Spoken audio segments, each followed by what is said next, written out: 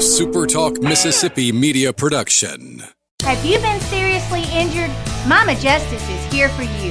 Our medical team partners with top-notch doctors, surgeons, therapists, and urologists, ensuring a comprehensive recovery journey. If you've been injured, call Mama Justice today. We're here for you. Oh, yeah. Good morning, Mississippi. Everything gonna be all right this morning.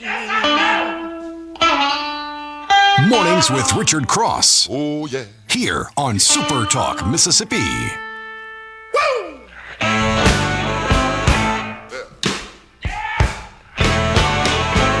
Now, when I was a young boy, at the age of 5, my mother said I was gonna be the greatest man alive. But now I'm a man, way past 21. I want you to believe me, baby. Good morning and welcome in. The last day of the month of March, today, March 31st, 2026. You've got it locked in on Mornings with Richard Cross on SuperTalk Mississippi, presented by Community Bank. Online at communitybank.net. Community Bank, rooted in our community. We got a lot to get to with you this morning, and hopefully we'll have a little fun along the way alongside Lance Tolbert. I'm Richard Cross. Thanks for joining us, Lance. Good morning to you, sir. Good morning. Yeah, March, it loves itself so much it needs that extra day, the 31st. Got that one extra day. It's been a great month. I mean, it's been beautiful, too, so hope we'll roll into April with some good stuff.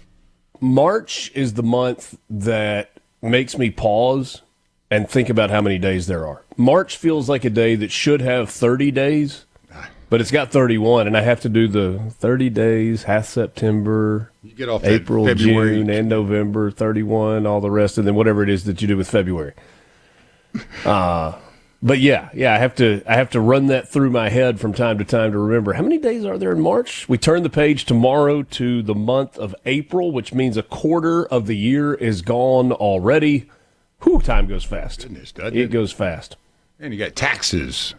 April's always known for tax time. I thought that was October. Get it done then, huh? Yeah, you get that 6-month extension that you can file on April 15th. That gets you to October 15th. Hey, at and, least you get to keep your money. Yeah. Then you can settle up with the man. It's going to be a nice day today across the state of Mississippi. Batesville, highs in the upper 70s, may get into the low 80s today with a low around, about 60 today for Batesville. Mostly cloudy, going to have some partly cloudy skies. Chance of showers, maybe an isolated thunderstorm, especially this afternoon. Going to be breezy. Winds out of the south at 10 to 15 miles an hour. I'm going to be in a place today where the wind always blows. Yeah, man, the Delta, huh? Yep, north part of the Delta.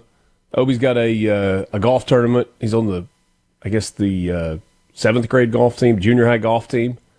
Golf tournament in Tunica today, so I am prepared for the wind. Yeah. Hopefully he'll be shooting lights out, too, you know. Maybe so. We'll see. Excited for him. Greenville, wind's going to be blowing there, too, with winds out of the south at 10 to 15 miles per hour. Highs in the low 80s. Lows around 70 overnight. Today going to be warm and humid. It's the first time I think that we've had humid in the forecast, and it happens on the last day of March. Warm and humid, partly to mostly cloudy skies. Got a chance of an afternoon thunderstorm. Hattiesburg, you're going to be in the upper 70s today with an overnight low around 55. Mix of sun and clouds. Chance of showers, maybe up to about 50%. Light winds generally out of the south. Should be pretty good tonight at Pete Taylor Park for a baseball game. Southern Miss back on the diamond tonight. And in Biloxi, you're going to be in the upper 70s with a low overnight tonight in the mid to upper 60s. Mostly cloudy, chance of showers, breezy out of the southeast. Really low chance of showers today in Biloxi. So should be a great day across the board. We're above average temperatures for late March with warm, humid, spring-like conditions statewide. That is going to continue into the early part of the month of April. Rain comes and goes this time of year. Maybe your yard needs a little bit of it. Maybe you want to stay dry and kind of get it conditioned. I started the yard work last week. Now, we had yard work earlier than normal because of all the sticks and limbs and stuff that had to be cut and moved. There's a little bit of that left to do. Got all the main cleanup done, but now it's like the secondary cleanup. You know, the limbs that were hanging on by a thread that a big gust of wind came by, and I mowed about half the yard last week. Tried to cut it pretty low, which I guess is if you've got Bermuda, or even if you've got zoysia, you can kind of scalp it. Do you do that? Do you scalp early and then come back and... I'm always scared because, you know, in neighborhoods, like you don't have a huge yard, so there's not a ton of, you know, protection from the sun once it starts cooking. So I'm always a little bit on the front yard, a little hesitant to go real low out of the gate. Yeah. I want to, you know, but I try to get that thatch out of there. Yeah. But I got a lot of stuff to do in the beds, you know, just kind of pulling out old stuff and putting new beauty in there so it'll all look good. Yeah. But, you know, the yard's looking pretty good, though. There you go. Got a few plants that I thought weren't going to make it, and all of a sudden, man, they got great blooms on them. Not having to completely start over, so that's nice. The irises are blowing up down here. It's most like a lot of the bulb stuff, but irises seem to be the first bulb plant that I have that has opened up. I know the tulips are trying; they're moving. They're going to be a little, after Easter. It looks like before we'll see those. But if you've got irises, man, these are it's a big daddies. I got a couple of blooms on my roses. We did put some climbing roses in last year on like the back of the chimney. Yeah, and I had to decide what my trellis system needs to be going forward. But anyway, more of Garden Mama coming up on Saturday morning. Hey, it is April, man. I mean, That's almost right. it's everything's blooming. And yesterday, I was out in the little courtyard, and my dog Saturday, met a possum, and I said, "Man, don't mess with that possum. She looks like she's about ready to split." She obviously was pregnant with her spring babies. Yeah. So out in the courtyard yesterday, I noticed this possum laying out in the ground cover. So I went over there and kind of thought it was dead, but no, she was giving birth, and she was popping out little possum babies. So everybody at the office yesterday got a treat of springtime. You've never seen that. It was kind of weird. I mean, you thought she was dead. She was playing possum while she was having babies. Went out there this morning and checked. All babies were gone, and Mama was gone too. So she would not be the first female to feel like she wanted to die while giving birth. It looked painful. I'm sure. But she was doing it in front of everyone to see. So it is spring now. Let's have a little modesty, Miss Possum. Come on. Yeah, that's what I was thinking. Johann Sebastian Bach was born on this day in 1685. The German Baroque composer and musician, widely regarded as one of the greatest composers in Western music history, known for his works like the Brandenburg Concertos, St. Matthew Passion, and the Well-Tempered... Is that Clavier? It's a clavier. Clavier. We'll go with that. Cesar Chavez was born on this day in 1927, the labor leader and civil rights activist who co-founded the United Farm Workers, the UFW, and advocated for farm workers' rights through non-violent methods. Christopher Walken, born on this day in 1943, the actor known for his roles in films like The Deer Hunter. He was an Oscar winner in that, but also Pulp Fiction and Catch Me If You Can. Christopher Walken, 83 today. Well, the best thing he did was the Saturday Night Live skit with more cowbell. But, I'm a huge fan. That's debatable. I'm just kidding. It's really good, though. Thank goodness Al Gore was born on this day in 1948, because where would we be without him? I guess we wouldn't have the internet. The politician, failed presidential candidate, but vice president under Bill Clinton, environmentalist, sort of. 45th Vice President of the United States, and he won a Nobel Peace Prize for his advocacy for climate change. 78 years old today. Rhea Perlman. You remember her? Oh, of course. Yeah, it's Cheers, man. That's right. The American actress known for playing Carla Tortelli in the sitcom Cheers, won an Emmy there. And also for her role in films like Matilda. She is 78 today. Ewan McGregor was born in 1971, the actor renowned for his role as Obi-Wan Kenobi in the Star Wars prequels and sequels. Also in Moulin Rouge and Big Fish, turns 55 today. And Angus Young was born in 1955, the Australian guitarist, co-founder of the rock and roll band AC/DC. He is the riffer in Highway to Hell and Back in Black, 71 years young today for Angus Young. Finally, Jack Johnson, born in 1878, first African-American world heavyweight boxing champion. Jack Johnson was a dude. You didn't want to fight any of those guys back in those days. Nope, different kind of fighting, different level of toughness that existed then. Yeah, they're like, hey, we got to put gloves on? What is this? Yeah. On this day in 1492, I'm just doing this because I like the name, you had the Alhambra Decree. King Ferdinand II of Aragon and Queen Isabella I of Castile issued the Edict of Expulsion, also known as the Alhambra Decree. They ordered all the Jews in Spain to convert to Christianity or leave the country. It led to the expulsion of tens of thousands of Jews in Spain. In 1774, the Brits said price of poker's going up with the Boston Port Act. They closed the port of Boston as punishment for the Boston Tea Party, escalating tensions that led to the American Revolution. We'll take a time out. Got news headlines for you coming up next. Mornings with Richard Cross, SuperTalk, Mississippi. Good morning from the Venable Glass. RC. Mornings with Richard Cross. Let's get on with the show. Check it out. SuperTalk, Mississippi.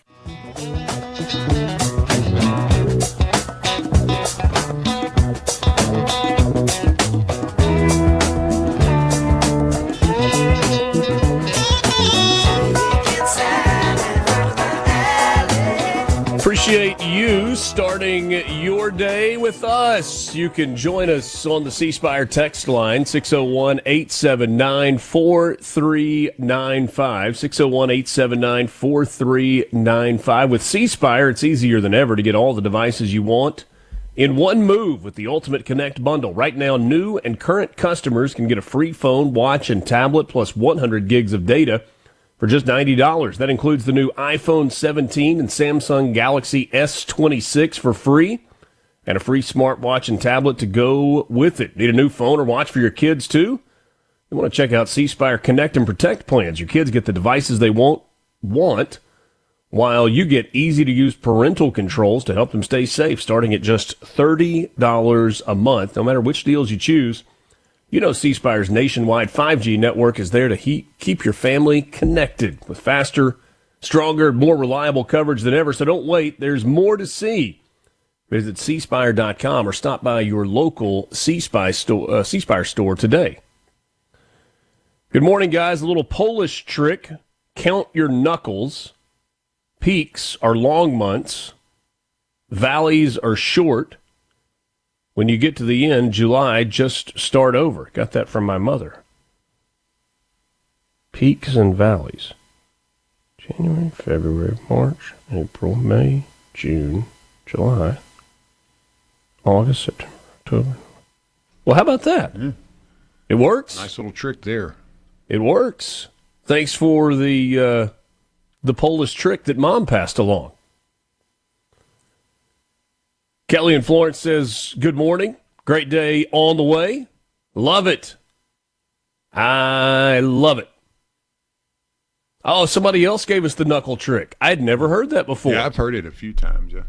Okay. The knuckle trick. Yeah, that's how you're taught these days to keep up with it, I suppose. I never heard that as a kid, though.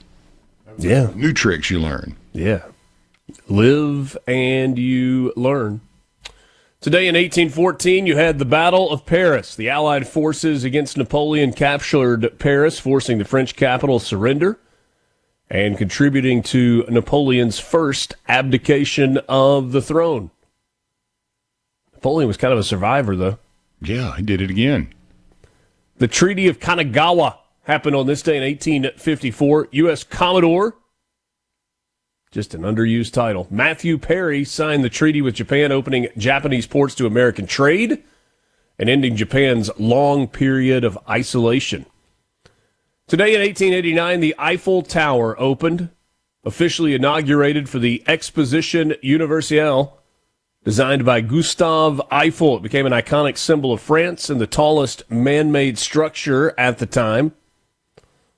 It really is tremendous. Today in 1918, daylight savings time began in the United States. The Standard Time Act, also known as wartime, went into effect under President Woodrow Wilson, advancing clocks by 1 hour to conserve fuel during World War I. There are efforts afoot, although they seem to go nowhere, to make that permanent. Hey, it's a government institution now, so getting that off the books is not easy. The Civilian Conservation Corps was founded on this day in 1933. It was part of FDR's New Deal, established to provide jobs for young unemployed men during the Great Depression, focusing on conservation and infrastructure projects. 1968, Lyndon B. Johnson surprised everyone when he announced that he would not seek, nor would he accept, the Democratic nomination for another term as president. That was amid growing opposition to the war in Vietnam. Two more for you. For some, this will be nostalgic. Today in 1985, the first ever WrestleMania. The inaugural event was held at Madison Square Garden. It launched what we think of as modern professional wrestling entertainment. It was under the WWF banner at that time, which is now WWE. And then in 1999, the movie The Matrix was released. The groundbreaking science fiction film premiered in theaters, revolutionizing action cinema with its innovative visual effects and philosophical themes. You a Matrix fan? Nope. You shocked? No, not at all. No. I'm not anti The Matrix. That's not my kind of movie. What about WrestleMania? Not really. Not really. We had a kid that I grew up with, and he was. I can appreciate WrestleMania, but yeah, we had an absolute encyclopedia friend of ours with wrestling. So when you would come in on a Monday, and he was wearing like the Hulkster shirt, you knew what was going on. So yeah, he would always keep you informed on all that stuff. Yeah, did a couple of birthday parties at wrestling events at the Coliseum. That was always fun. All right, news headlines this morning. Lawmakers yesterday agreed to what I think was a very reasonable compromise with regard to PERS. They've been working to reshape some of the controversial changes that they made to the public employment retirement system a year ago. You may remember that last year, as part of the legislation to phase out the state income tax, lawmakers made changes to PERS, including a provision that placed individuals who were hired after March 1st of this year into a new tier, Tier 5, where they would be required to work for 35 years for the state before they could begin drawing benefits. This provision drew backlash from a number of groups, most notably first responders, who argued that their recruitment efforts would be stifled and that 35-year provision just was not a good plan for the mental and physical well-being of people who worked in some of those high-stress jobs for a long period of time. Lawmakers yesterday officially agreed to return the required time of employment before drawing benefits to 30 years. Another change, and this one was supported by both House Speaker Jason White and Lieutenant Governor Delbert Hosemann, would allow retirees in the state retirement system to return to the workforce sooner. For a long time, the separation of finishing work and restarting was 90 days. That has been shortened to 30 days, so a month. It's expected to play a meaningful role in helping with the teacher shortage that we have, but I am told that there are people in the law enforcement community that think this is going to be a really, really good thing. They also created the Mississippi Work and Save Administrative Fund. It's a voluntary state-sponsored payroll deduction savings program for employees of employers that do not already have a specified tax-favored retirement plan. A proposal that was not adopted during the legislative process but was offered by the Senate has died, at least for now. And that was the big cash contribution to PERS that the state was going to make. That $26 billion unfunded liability that we've talked about. There had been discussion about $1 billion over the next decade, starting with a $500 million infusion of cash. That has been ditched in conference, although leadership in the legislature on both sides has talked about continuing to need to do something to deal with that. Bill goes to Governor Tate Reeves' desk, and if signed into law, it will go into effect on July 1st. Spoke to someone in the law enforcement community yesterday evening, and I said, hey, that seems like a pretty good compromise, and this person told me that it felt like a win. Getting the 30-year work requirement, getting the ability to be able to go back to work sooner after retirement. And I think the language on that is 80% of the pay that you were making when you retired without it affecting your retirement benefits going forward, but you're also not contributing new money to your retirement, at least not through PERS. Significant progress has been made in containing the largest wildfire in the history of Carroll County. The Mississippi Forestry Commission said yesterday afternoon that the blaze is holding at 4,246 acres, about 6.5 miles long, and it is 70% contained. You remember that on Saturday, Governor Tate Reeves gave an update on the wildfire, and it expanded by about 1,200 acres after that as some state personnel and resources were sent to help. On Saturday, you had a red flag warning, meaning high winds and the possibility of that fire really spreading. There were some evacuations that took place. As best we know, no injuries and no deaths have been attributed to the Carroll County wildfire. Agencies assisting in containing the wildfire include Forestry Service, Aviation Support, the Mississippi Emergency Management Association, and Carroll County Fire Services. A rape suspect is dead following an officer-involved shooting in Indianola. Mississippi Bureau of Investigation agents said that agents with the Marshal Service, U.S. Marshal Service, were attempting to serve a warrant for rape on a subject at a local residence. Upon arrival, the subject displayed a weapon toward agents. An agent then discharged his weapon, striking and killing the subject. Spokesperson said MBI is currently assisting this critical incident and gathering evidence. No agents were seriously injured. The subject's name has not yet been released. MBI will turn over its findings to the Attorney General's office.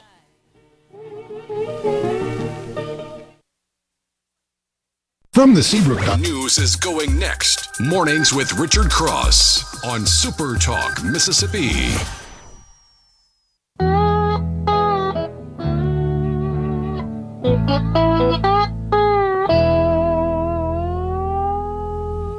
Well, I used to wake the morning before the rooster crowed, searching for soda bottles to get myself some dough. Run them down to the corner, down to the country store, cash them in and give my money to a man named Curtis Lowe. Good to be with you this morning. Glad to have Curtis Lowe along for the ride as well. It's Mornings with Richard Cross, presented by Community Bank, rooted in our community, communitybank.net. Thanks for joining us, for starting your day with us. 2 people were killed in a pair of shootings Sunday in Attala County, and authorities now say that the primary suspect is also dead. Kind of a wild story here. According to officials, the first shooting occurred around 1 o'clock. Man was found shot to death in the roadway. The victim, 67-year-old Tim Lawrence, was pronounced dead at the scene. About 2 hours later, and less than 4 miles away, Attala County deputies responded to another shooting on County Road 1141. There they discovered a wrecked vehicle with the driver suffering from a gunshot wound. The victim, 46-year-old Jeffrey Mellett Jr., pronounced dead shortly thereafter. Authorities identified 41-year-old Christopher Hughes as the suspect. Multiple law enforcement agencies quickly launched a manhunt. They set up checkpoints across the area, while the Mississippi Highway Patrol deployed a helicopter and a drone. A search warrant also was executed at Hughes's home, but the residence was found empty. Turns out they wouldn't need the dragnet to find the suspect. Shortly after, gunfire reported at a nearby home. Authorities say that Hughes attempted to break in, prompting the homeowner to open fire and strike him. Hughes was transported to a local hospital where he was later pronounced DEAD, dead.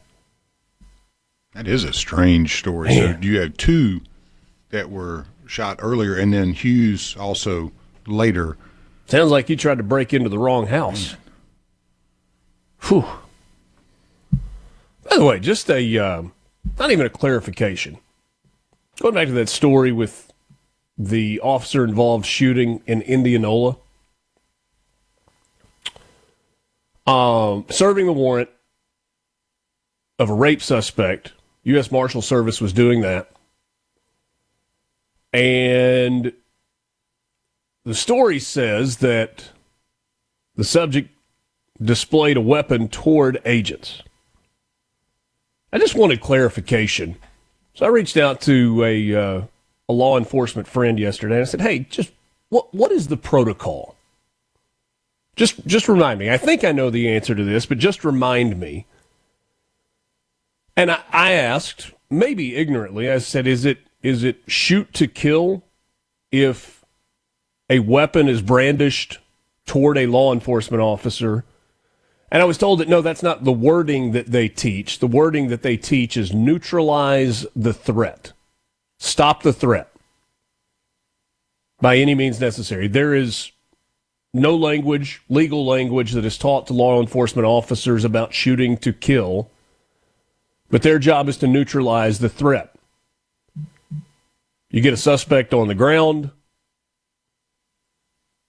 they're not moving, not making any attempt to go for a weapon, then that generally signals that the threat has been neutralized. They're still moving or making a weapon, and the job of law enforcement is to neutralize the threat. They do not teach to shoot for the shoulder or shoot for the leg. There is one way, generally, to neutralize the threat. And what law enforcement officers are taught in their training is center mass, right? That's how you neutralize the threat. Thomas in Greenwood says the same thing. He says, shoot center mass.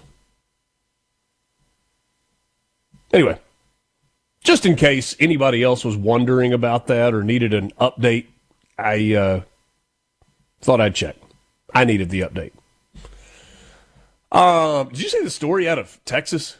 School shooting yesterday in Texas, but not the kind that we have become, unfortunately, accustomed to. At a junior high school in Texas, a 15-year-old student shot a teacher and then fatally shot himself. Hill Country College Preparatory High School in Bulverde, Texas, small town, growing town near San Antonio. I said a junior high. They actually evacuated students to a nearby junior high. This was a college prep high school. Teacher was taken to a nearby hospital. Hours after the shooting, her condition unknown. The student shot the teacher before turning the gun on himself. Investigators were working to understand the relationship, whatever it may have been, between the student and the teacher, and looking into how the firearm was obtained. About 250 students placed on lockdown yesterday morning and then evacuated to a nearby junior high school. Man. Again, different than what we read about in so many school shootings and have no idea. But can you imagine the fear that parents and other students are dealing with as tomorrow, the next day, next week, whenever it is, they got to go back to school? Time for your morning sports update, brought to you by Pearl River Resort, online at pearlriverresort.com. Pearl River Resort is your home for family fun, casino thrills, and live entertainment. Before you know it, matter of weeks at this point, Geyser Falls will be open again. That's the water park that is part of Pearl River Resort. And you're thinking about weekend getaways for the family this spring and into the summer, think Pearl River Resort, online, pearlriverresort.com. NBA champion and Mississippi native Mo Williams is leaving his role as head coach at Jackson State for a new opportunity in the SEC. The Murrah High School alum, former All-Star with the Cleveland Cavaliers, is set to become an assistant at Kentucky on Mark Pope's staff. His hiring follows a March 27th commitment by his son, Mason Williams, to Kentucky. Mason, four-star guard, a top 150 player in the high school ranks.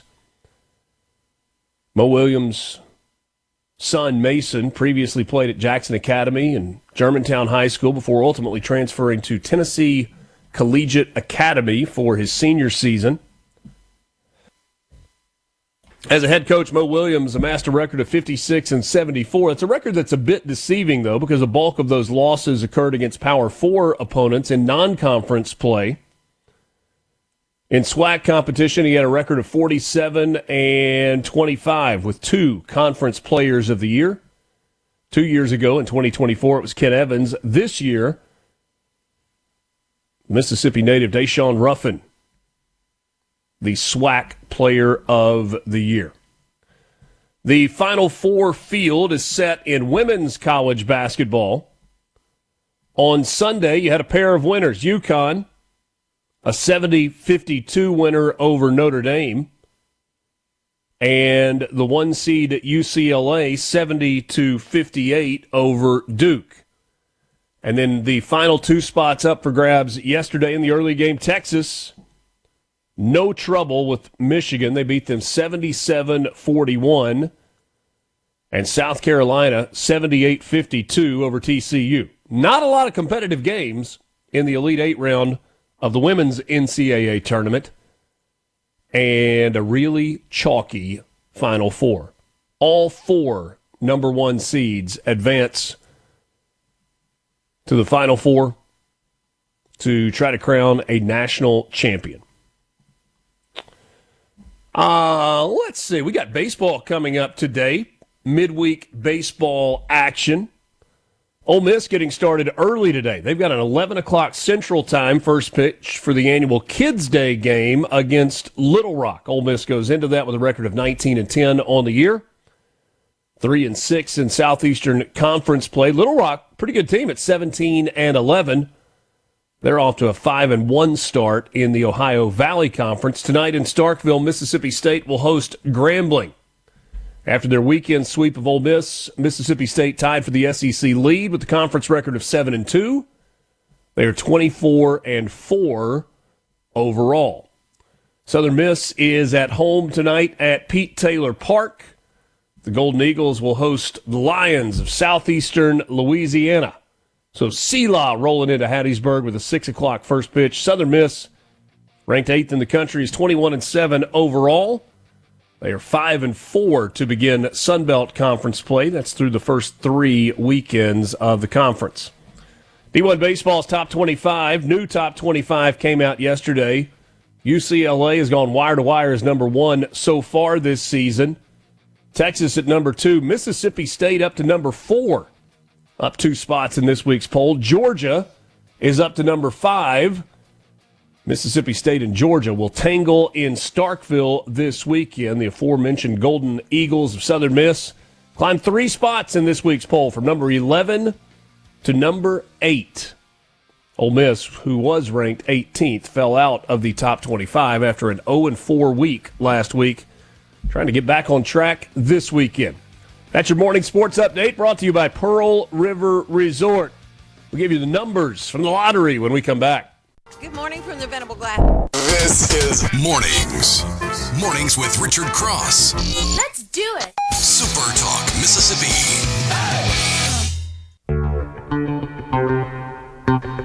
Time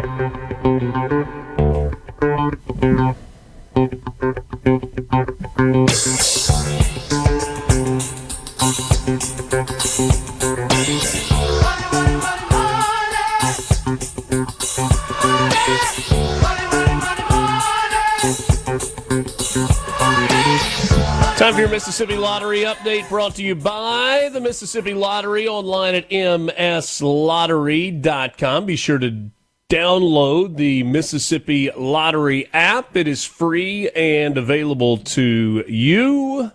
Look for it in the App Store or Google Play. Is this the same or different than yesterday?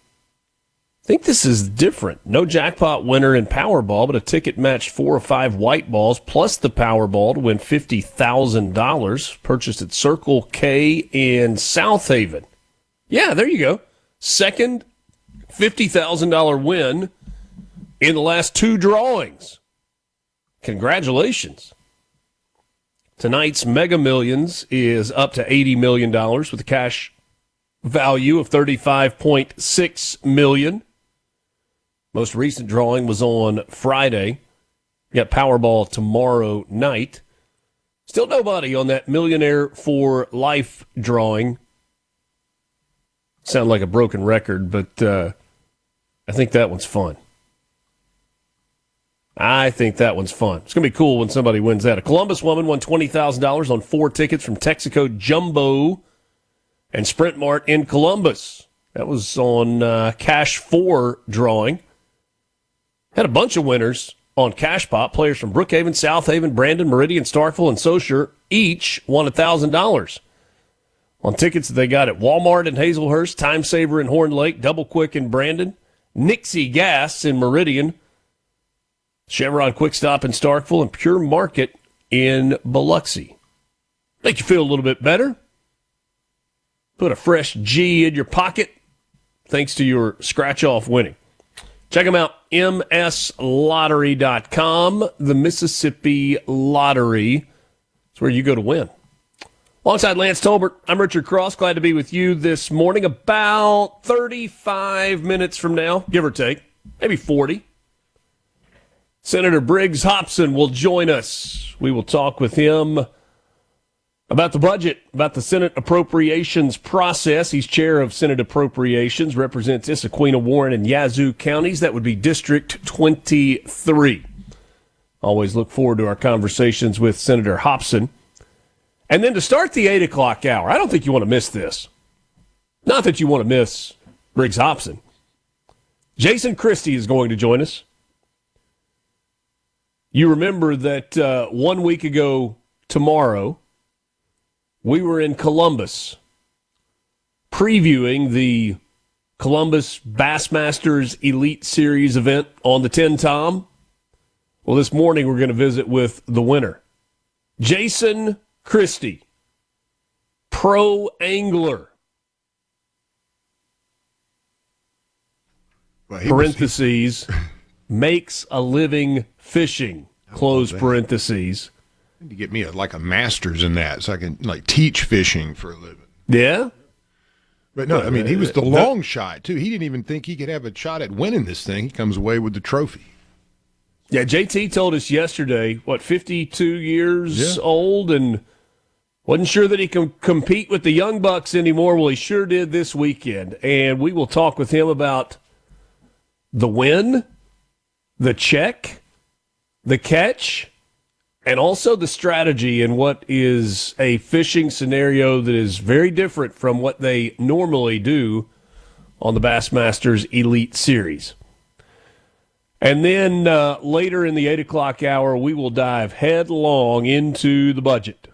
The budget. I will admit to you, I have engaged in and have become very intrigued with the budget process this year.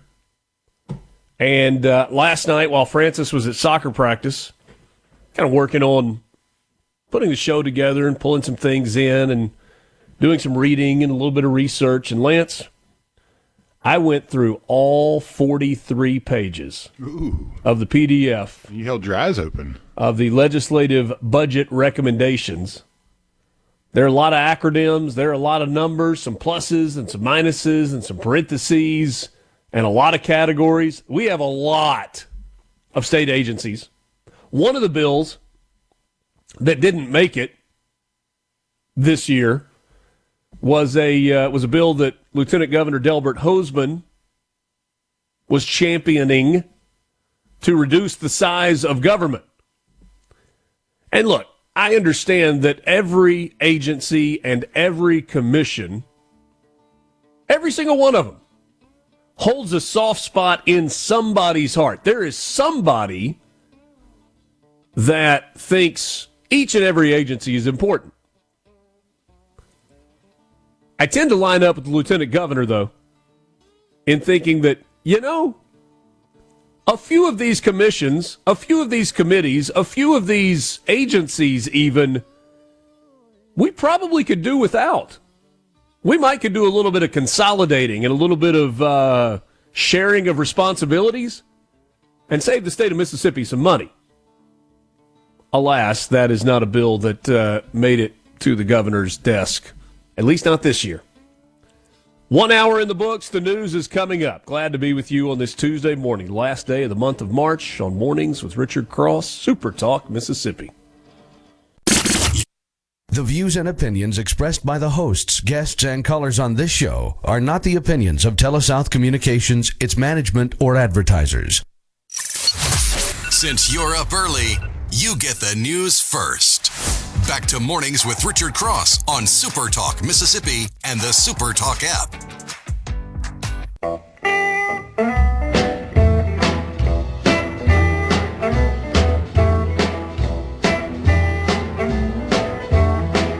Oh, smokestack lightning, shining just like gold. Oh, don't you hear me cry? A pleasure, and I do mean that, a pleasure to be with you on this Tuesday morning, the final day of the month of March. Today, March 31st, 2026. This is Mornings with Richard Cross on Super Talk Mississippi.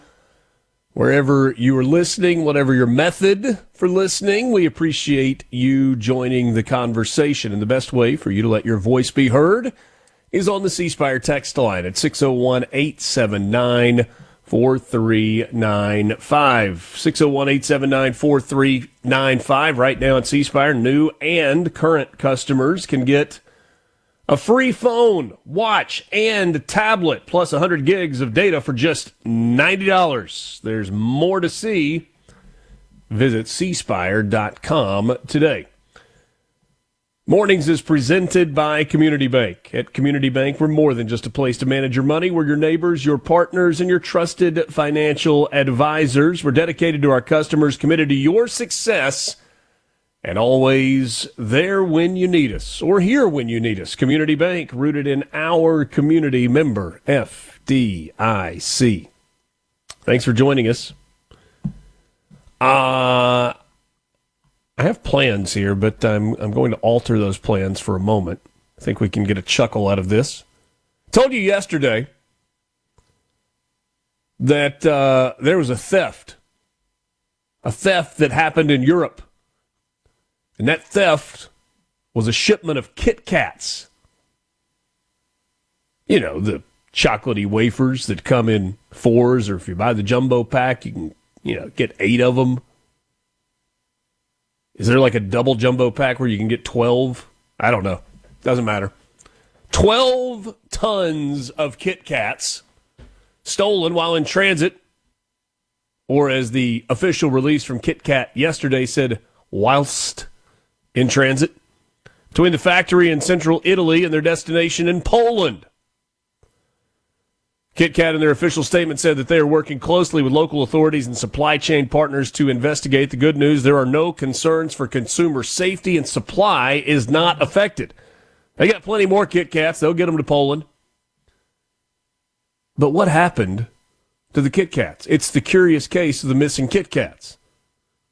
Well, there are some suspects. We go to the official Domino's social media page, where they released an official statement that says we would like to share our thoughts and condolences with Kit Kat following their recent sad news. On a completely unrelated note, we're pleased to announce we'll be now selling a Kit Kat pizza. Denny's got in on the act. Official statement, we would like to make one thing clear. Whatever happens to those Kit Kats happened between 1:30 a.m. and 4 a.m., and we were very busy. No further questions, please. The Tampa International Airport got in on the act. Our hearts go out to our friends at Kit Kat during this difficult time in their company's history. In unrelated news, Phoebe will be giving out little pieces of chocolate ahead of Easter for anyone who wants to have a break. DoorDash. Hey, guys, DoorDash here due to a completely random packaging error. We have 12 tons of Kit Kats in our Dash Marts that we cannot sell. The good news, all you have to do is go to your DoorDash app and add like 500 to 600 Kit Kats to your cart, and this should resolve itself rather quickly. Thank you, DoorDash. Kit Kat must have a good sense of humor. Pluto TV. While it's been scientifically proven that Kit Kats can astronomically enhance watching Pluto TV for free, we really, honestly had nothing to do with this. Thank you. Well, with all the technology on smartphones today, you would imagine the thief or whoever at some point would have like a major blood sugar spike or a group of people in the neighborhood. I mean, and that's where the Kit Kats are. Diabetes. Somebody said if you're trying to really figure out where they are, just look on the dark chocolate web. Hey-o! Did you see that President Trump came out swinging this morning? He has had it with Europe, with our supposed allies, and said as much this morning. Early morning truth social Donald Trump. I don't know. Is that the best Donald Trump? Maybe. See, I think I've got it right here. I had it pulled up. Doggone it.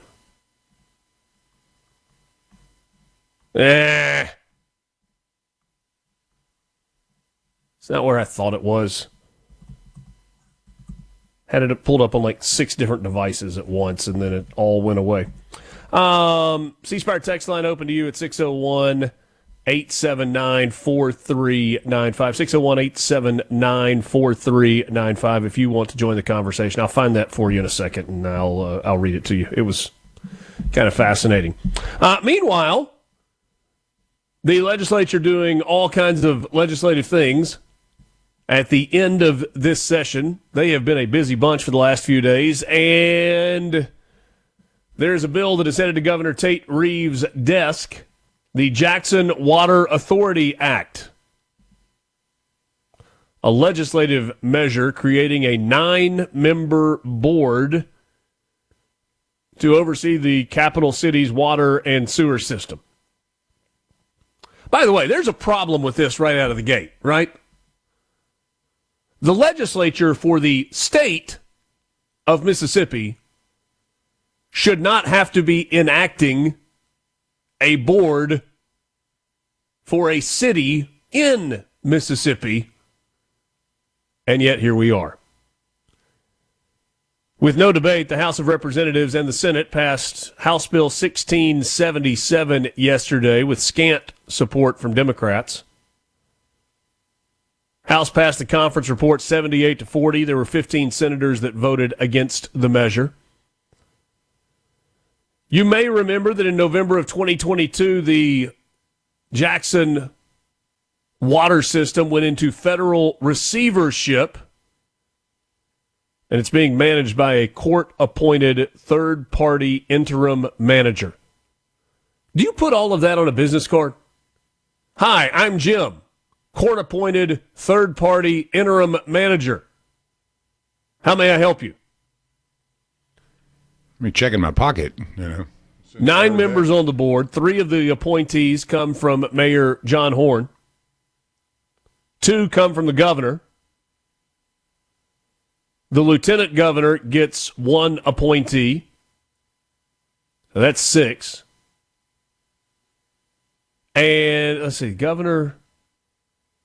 All right, 3 for John Horn, 2 for Tate Reeves. That's 5. Oh, another one will be appointed in consultation with John Horn. That's 6. The lieutenant governor gets 1. That's 7. And then the mayors of Byram and Ridgeland each get to appoint a member to the board. So that's 9. The original version of the law gave more appointments to state government officials. The second agreed upon change is that the utility board is to conduct an independent rate study every 2 years. You know what happens when you have a rate study? Rates go up. If no rate increase is implemented during that 2-year period, then law requires that the board adopt a rate increase. They also are to create a process where customers can dispute their bills. So what's the deal? Right now, you get a bill, you have no recourse in terms of disputing it, so you just don't pay it, but then there's no recourse for not paying it. Is that how it's worked? I think so. I mean, we've got people with months and months and months of unpaid water bills getting free water. One of the senators that voted against Senate Bill 1677 was State Senator Hillman Frazier, who represents the Jackson area. He said the city of Jackson will not have enough appointees on the board. I might argue, Senator Frazier, that city of Jackson's got too many appointees on the board. Yeah, who was running it the last time? I'm just saying, the track record for Jackson running it has not been so good. Maybe somebody else would be a good plan. Joe Carter is the chair of the Senate Energy Committee. He said earlier, we are not a third world country. Everyone deserves clean drinking water. Senator Frazier said they have the assets, talking about the city's water system. They should have the seats on the board. And oh, by the way, the water is safe to drink.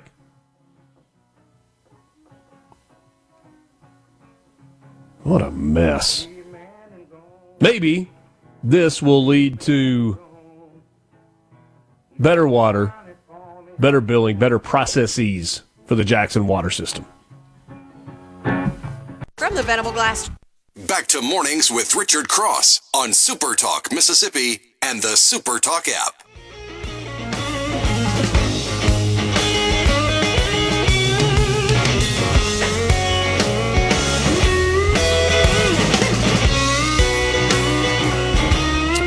You may love him, you may hate him, but there is no question he is authentic.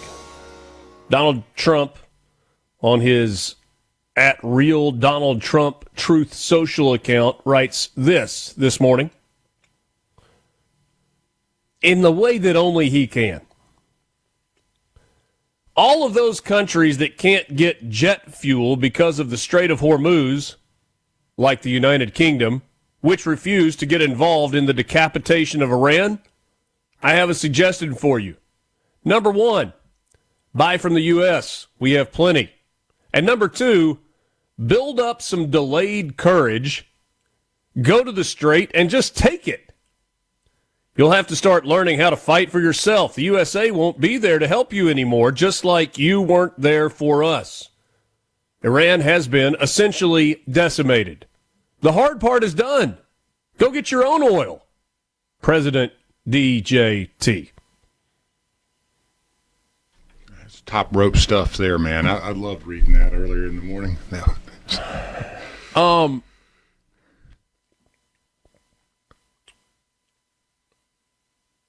That's not satire. That's real. And I don't entirely believe it.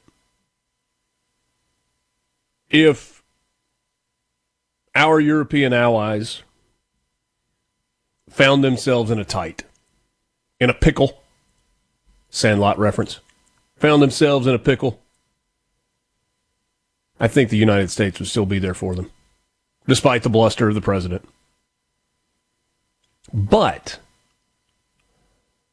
Do you remember in the NATO meeting where President Trump was sitting there with the president of NATO, the leader of NATO, Mark Rutte, I believe is his name, who the two of them seemed to have a pretty good working relationship.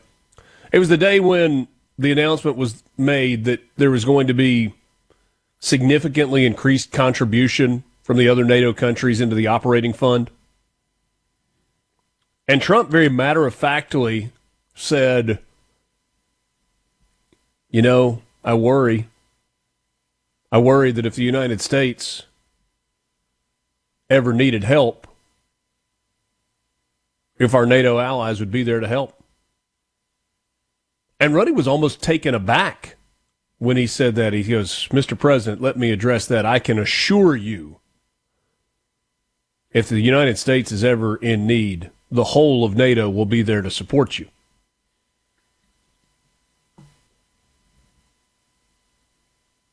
Words are sometimes a bit hollow.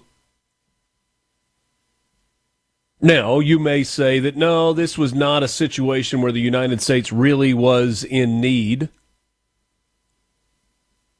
It was an operation that the United States chose to embark on alongside Israel. And however noble or just this mission is or isn't in your mind,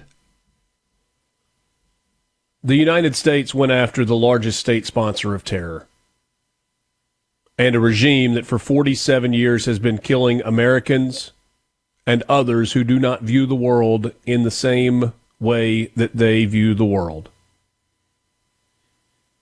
This was not some frivolous money grab. It was not retribution. It was a country that was on the verge of having a nuclear bomb and was crazy enough to use it if they got it.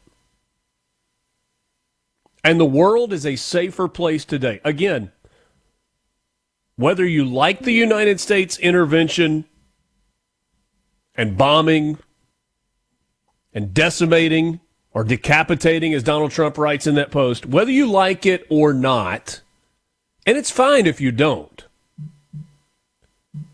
there is no debate, none whatsoever, that Earth, the globe, the world, is a safer place today than it was 31 days ago. Because the nuclear capabilities of Iran do not exist the way they did 31 days ago. The ballistic missile systems do not exist the way they did. The stockpiles of ammunition and missiles and drones do not exist the way they did. And when you wipe those weapons off the chessboard and you decapitate the leadership structure that was willing to fire those weapons willy-nilly, we've seen that, then you make the world a safer place. Wildly expensive, open to debate on whether or not it was appropriate or not for the United States to do this in conjunction with Israel. Don't necessarily want to debate, did Israel convince the U.S. to do it? Did the U.S. convince Israel? Are they working in tandem? I'm not concerned about all of that as part of this particular conversation. But I do know that the world is safer today for your children and mine, for your grandchildren, I don't have any of those,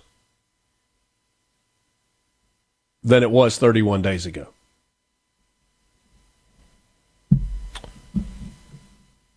This hour of Mornings with Richard Cross is presented by MWG Employer Services. Running a business is tough, and if you're struggling with HR, benefits, and payroll, you're not alone.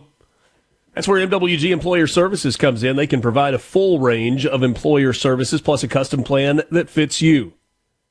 Give them a call today to learn more, 601-206-7966, or go to mwgemployerservices.com. A lot of talk over the last few years, and this legislative session in particular, in Mississippi, about rural health care. Rural hospitals. We know that there is money that is coming to help some of the rural healthcare issues that we have in the state. Is that one of the hardest words in the English language to say? Right, R-U-R-A-L. Rural. 2 R's with a vowel in between is tough. You disagree? You think that's easy? It's not an easy one, yeah. Rural. Yeah, some people are like, rural. Probably like 8 different ways to say it. Yeah.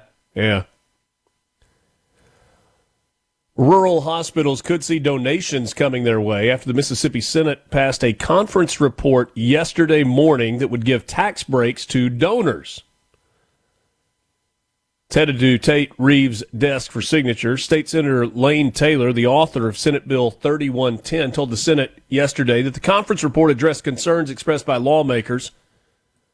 Said the agreed-upon language will better serve the purpose of the bill. A lot of the concerns we addressed still pertain to rural hospitals and that it was originally focused on. The measure will provide tax credits against income or ad valorem taxes for voluntary cash contributions to rural hospitals by individuals or other entities, including a corporation, LLC, partnership, or sole proprietorship. All right, what does that mean? By the way, the tax credit cap is $100,000 per year per hospital. At first glance, I thought, well, the state income tax is going away, so this doesn't really matter that much. It's the individual state income tax that is going away. So here's what they have created. The legislature has created a system that makes it advantageous for those who have the means to support local health care. Let's say that Lance lives in an underserved rural area of the Mississippi Delta. And Lance has built a successful well drilling company. Yes. Let's say you drill water wells for individuals and business. I'm good at it, too. And Lance, you've been in this business for a long time, and you've been very blessed, and you've got good customers, and you've got a good team that works for you. And you recognize that the county in which you live is underserved and could benefit from a cash infusion, and you have the ability to do that. And so Lance's Well Drilling LLC decides that with some extra cash on hand that it otherwise would be paying to the state of Mississippi in the form of income tax for the company or ad valorem taxes or whatever the case may be, instead of writing that check to the state just to pay his taxes, he is instead going to take advantage of, $50,000 in tax credits that would apply toward the $50,000 that he owes to the state, but instead would go to the local county hospital. It's a neat way to do this. I'm not sure it's a perfect system, but I certainly think the intention here is pretty good. State Senator and Chairman of Senate Appropriations Briggs Hopson will join us on the other side of this break. The budget is almost done.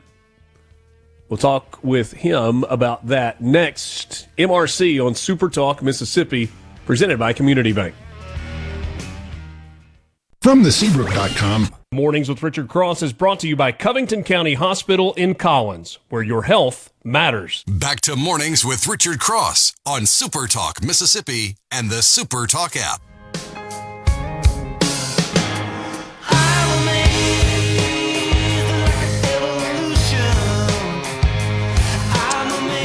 Great being with you on this Tuesday morning, the 31st of March, 2026. It's Mornings with Richard Cross on SuperTalk Mississippi. I am proud to welcome my first guest this morning. He is Senator Briggs Hopson, chairman of the Senate Appropriations Committee and twice, not once, but twice named one of Mississippi's top 50 most influential people. Good morning, Mr. Chairman. Good morning, Richard. Good to be with you. Appreciate your time, no doubt. I did something last night that I would wager that not all of your colleagues have done yet, and that is go through and read all 43 pages of the legislative budget recommendations. You have settled on a roughly $7.37 billion budget for the state of Mississippi. I said before the break, it's almost done. What is left for it to be completely done? You got a bill that I will have to take up today, which is a general bill. We have separation between appropriations bills that are just purely the budget funding, and all of that is done. There is one feature left. Well, there are two things left. One is kind of a cleanup bill from some projects that have taken place in the past, and we reappropriate funds or sometimes repurpose funds. The second thing, Richard, is kind of the projects bill. People refer to it as the projects bill. It used to be the bond bill, but because we've been fortunate enough to have cash, we've not bonded any projects like this. So we're going to invest in that bill in projects around the state, at our community colleges, at our institutions of higher learning, and throughout the state, various cities and counties for projects that may be needed. Let's talk through some of what is in this and the makeup. And I think maybe the first thing that really jumps out is the amount of money that is allocated for K through 12 education in Mississippi. I think it's about $3.5 billion, a staggering amount of money, and the biggest line item in the budget. Yes, yep, 3.5. When you consider we've got a 7.3, almost $7.4 billion budget. I haven't calculated the percentage, but when you take in K-12 and you look at those numbers, then you add in IHL and community colleges, you talk about 55 to 58% of your budget is going to be consumed by education. How important is that? I mean, there's a piece of that that's non-negotiable, and then some of that is what the legislature has chosen to do with the teacher pay raise this year. And I will admit to you, we talked about that a fair amount yesterday, and there's mixed reaction. I mean, I think generally speaking, teachers are thankful that a pay raise is there, but they watch the back and forth of the $5,000 raise, the $6,000 raise, and then it ends up being $2,000, and it's like there's anger there as well, which is teachers do an incredible job, and we're thankful, and I know you and the legislature are glad to be able to do that for teachers, but speak to that a bit. Yeah. Well, let me premise it by saying, first of all, thanks to the teachers because of them and the students themselves. And some other things that have been done more collectively, even here in the legislature. Our education attainment results are so good, so much better than they were when I first got here. And so, first of all, thanks to them. Second is we want to try to raise the teacher pay. We knew that Medicaid was going to be an issue hanging out there. We didn't know what that final number would be, but we knew it, towards the end when we had to make a decision on the teacher pay. And when you look at this budget, Richard, you see that really the only two big items that are included as far as increases to the budget were teacher pay and a few things that go along with that, and I can discuss those, and Medicaid.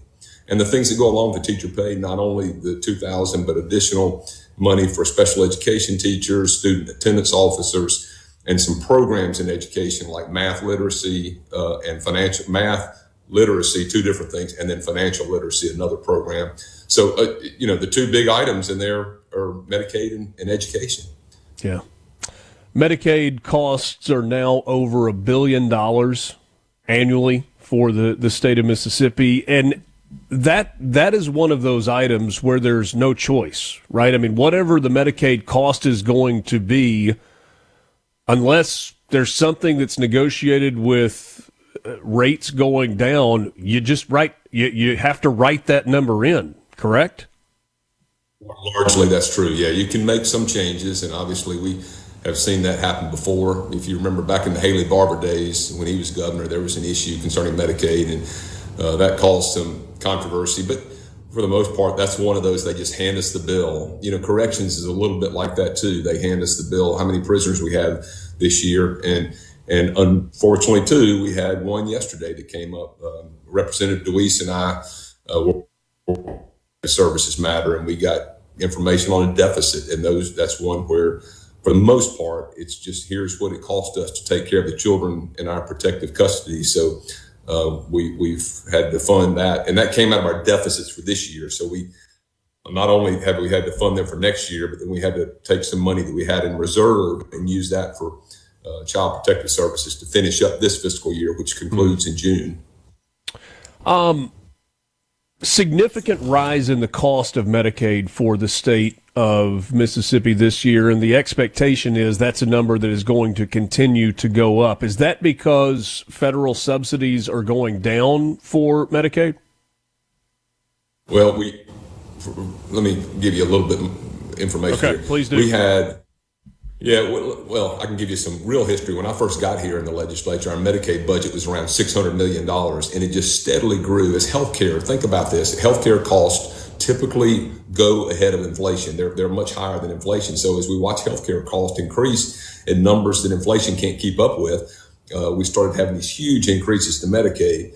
We got to about $1 billion a few years back. There were two things that were done. One was managed care organizations were put in place. That helped control the cost some. There were some, cuts and shaves there on Medicaid. And then around, in 2020, we had COVID happen. And for our benefit here in Mississippi and other states, the federal match rate went up. So we were able to, use the Fed money to offset what would have been increases in Medicaid. That helped for a long time. Of course, that increased the rolls, but still it gave Mississippi a little bit of money we were able to sock away, and we allowed that to stay in the Medicaid budget. So the Division of Medicaid has been pulling down funds that we had, socked away, stored for them, for that division, and then utilize those over the last few years to make any significant increases kind of absorbed by the extra money they had. Well, that's kind of the end of the road on that period, and we're back to the point where we're having to just fund it straight out of our general funds, or in this case, we utilize some capital expense funds to help plug that hole in Medicaid. $100 million coming out of that $2 to $3 billion bucket of money? Is that right? That's correct. We used $120 million. We had to replace some healthcare expendable funds, so we used our general funds of $20 million plus $100 million general funds, and then another $100 million in capital expense. There was the conversation a couple of years ago about really opening up the Medicaid rolls and allowing for Medicaid expansion. Leadership in the House and the Senate, certainly backed by the governor, was no, we are not going through Medicaid expansion. Are we finding, as we sit here today, that turned out to be a really good decision to fight, despite a lot of people saying, hey, you got to take advantage of the federal money? Well, I'm not the Medicaid what we call the technical bill on Medicaid. I'm not the expert. I defer Blackwell and Representative McGee on that. I do know that apparently after the One Big Beautiful Bill passed in Congress, the states that had expanded Medicaid were going to have to share a bigger burden financially within their state on the cost for Medicaid. So I think that helped us out. Our burden is not going to be as big in Medicaid because of that. But I don't know any specific details about how much money was saved or lost in that. Well, I guess I was just thinking it stands to reason that if we had really expanded Medicaid and those rolls had grown exponentially, then we would now be on the hook for more money than we already are, and it's at $1 billion in the budget. Correct. Yeah, I agree with that. What about universities? They were at level funding a year ago. There is a slight increase in the budget to IHL this year, and this is with the backdrop of this conversation about performance-based funding and how the IHL distributes its money to its schools. Is there a scenario where there is a way to allocate more money to universities going forward? Oh, that's a loaded question, Richard. I know there was a lot of discussion. There were a couple of bills that we passed in the Senate to go to a more performance-based budgeting model for IHL. I know that there is a company called NCHEMS, that's a nationally recognized company that's looking at a new model for higher ed. Mm-hmm. But that's, what that's going to be will be determined later this year, as I understand it, and we'll deal with that next year. But as it relates to what we're doing this year, one of the things we were cognizant of in our budgeting was, one is last year was a tough year for IHL and community colleges. So we did have a professor pay raise at both levels, IHL and community colleges. And that's the equivalent of $2,000 per teacher, per professor. It's about a $23 million general fund hit, or EEF, our Education Enhancement Fund hit to the budget. And then, we sometimes look at R&R, which is our repair and rehabilitation money for our universities, help offset the costs they would otherwise bear in their operations. And then finally is capital expense funds, and we'll have some of that. If you listened to me on the floor yesterday, I took up a bill pertaining to specific projects on university campuses. Hold that thought. We're going to come back with Senator Briggs Hopson on the other side of this timeout. It's Mornings with Richard Cross on SuperTalk Mississippi. We're back with you after this. From the Venable Glass Track. On your radio, on our app, or on your smart speaker. We're always free. SuperTalk Mississippi, your home for Mornings with Richard Cross.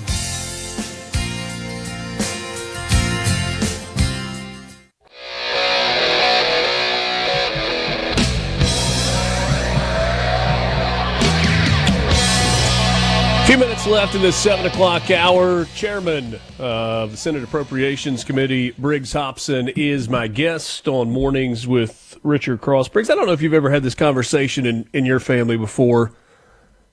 You got money in different spots, right? You might have a couple of checking accounts. You got a credit card and a debit card over here for this account. You got a little cash that, just kind of set back on the side. And the question comes up, hey, how do you want me to pay for this? And the answer is almost like, it doesn't matter. It all kind of comes from the same place anyway.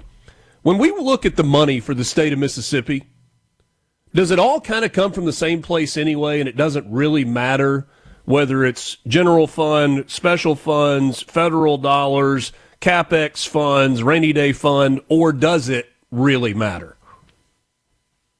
That's a heck of a good question, Richard. I haven't ever thought about it that way, but there are different pots of money, and some have to be utilized in a certain area. For instance, we've got healthcare expendable funds that I mentioned on Medicaid, tobacco control funds. They have to be used a certain way. Then we have things like opioid funds or Gulf Coast restoration funds, BPP funds.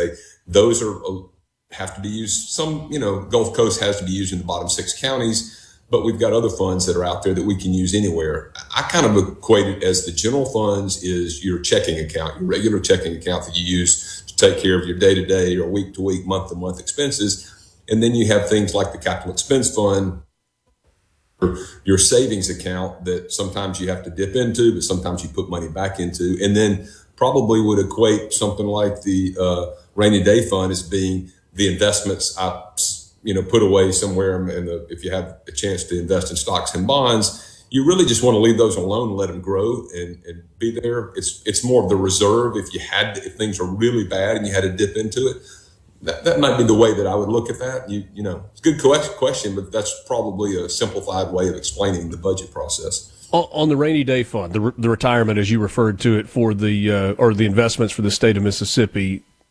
statutorily, that has to stay at a certain amount, but also isn't there an amount that has to be set aside in the budget for that every year? I think what you're talking about, the set aside, is going to be the 2% set aside, the statute that was passed well before my time that requires us to budget by leaving 2% aside. And that's really a nice feature. I think, one, it's conservative, and then two is, you never know. I've been here in the good years and the bad years, and sometimes in those bad years, you have to say, where can we find money to make sure core essential functions of government can be taken care of? And you have to look at that 2%. That's been very rare, but we have had to use that along with, I'll give you an example. The COVID year, we had to use 10% of our rainy day funds that year just to keep the cuts in the budgets from being any worse than they were. We did basically 5% or so across the board cuts, but they could have been a lot worse had we not used that 10% to plug some holes. We got a question on here on the C Spire text line, 601-879-4395, if you want to join the conversation. Can you elaborate on status of Senate Bill 2189, CapEx funds for state agencies for much-needed R&R? As you were talking about earlier, that's not rest and relaxation, but repairs and restoration, renovation, rehabilitation, however you want to describe that. Well, I don't keep up with the bill numbers. That's fair. You'd have to tell me. Look, the bill. So I think you're talking about CapEx funds. Yeah, and there are two ways those are utilized as it relates to state buildings. One is what we call the R&R portion.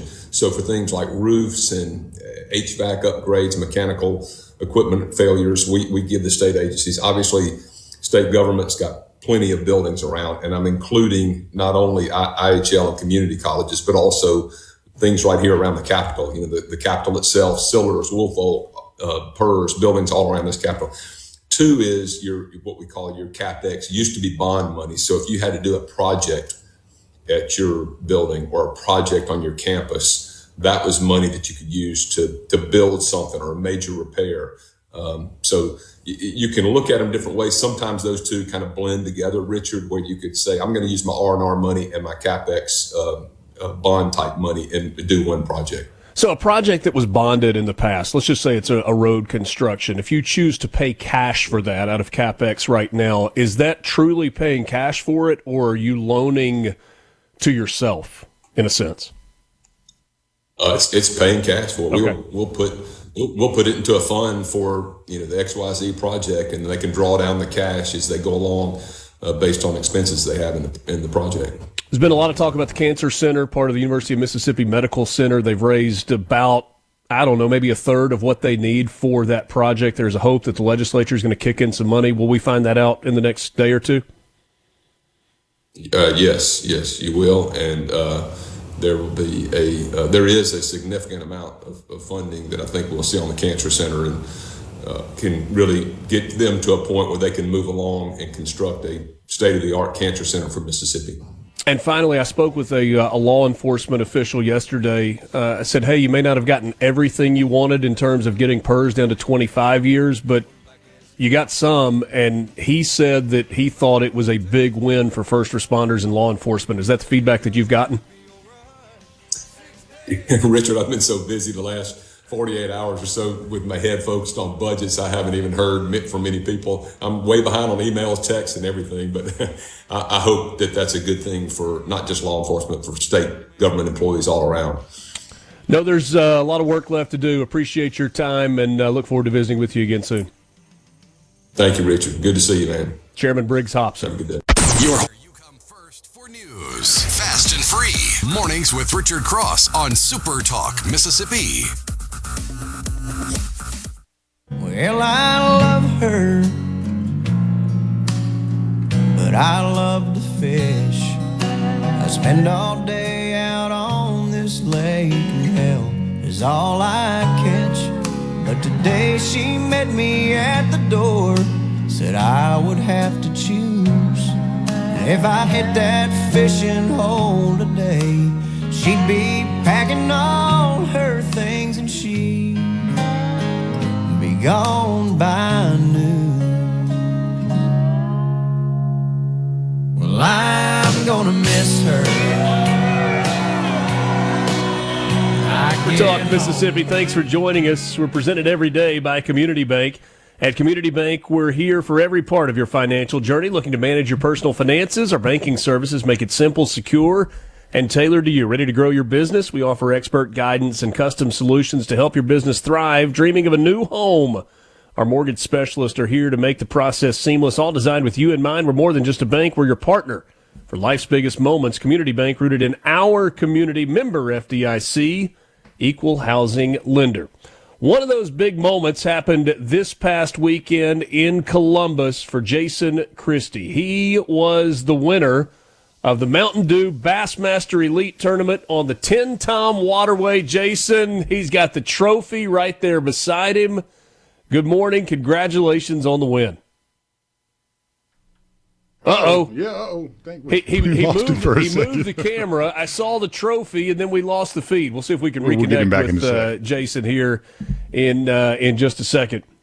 You know, I remember a high school football coach after practice one day telling us the eye in the sky doesn't lie. And what he was talking about was the camera, right? They filmed practices and they filmed games, and you could say, well, I blocked that guy, or, well, the safety did this, and you're like, nope, look at it right here on film. The eye in the sky doesn't lie. Well, in bass fishing, you've got all the fish stories, right? You got all the tricks when you want to talk about how big a fish was. You hold it closer to the camera, or that story grows, well, it was this big, and it gets bigger and bigger. Well, there's no lying when it comes to the scale and the audience that is there watching at the weigh-in. Last Wednesday, we were in Columbus in the final day of preparation before the Bassmaster Elite Series event that was on the Tenn-Tom Waterway, and it was a unique fishing environment for the anglers on the Bassmaster Elite Tour, and it was a challenge. And hopefully, in just a moment, we're going to get to hear from Jason Christie on some of the challenges that he dealt with. He was the winner and took home the $100,000 top prize. It was his 6th blue trophy as a winner on the Bassmaster Tour, and I think we got Jason now. And Jason, congratulations, $100,000 richer in a week that you have said publicly you did not expect to win.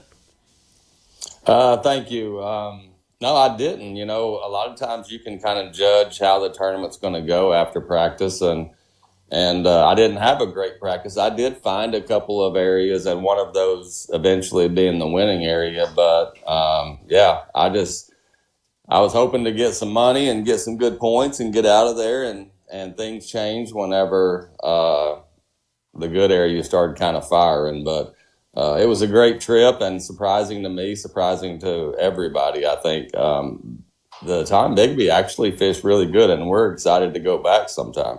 I was going to ask you about that because there was a lot of question going into this. They had done an open event on the Tenn-Tom, and it went well, and they decided to bring back an Elite Series event, which is what you guys had this year. As you were talking with your fellow anglers, what was the reaction to kind of the fishing environment from this past weekend?